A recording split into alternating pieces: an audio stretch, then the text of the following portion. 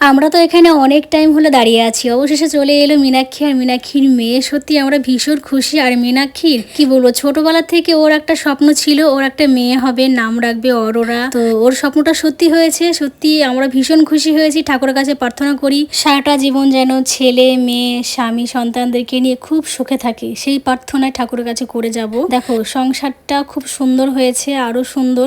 দেখো ভাঙা ঘর থাক, তবুও যে সংসারে চাওয়া পাওয়া ঠিকঠাক হয়ে যায় বা মনের ইচ্ছা ঠাকুর পূর্ণ করে, এর থেকে বড় আর কি আছে বলো আনন্দ।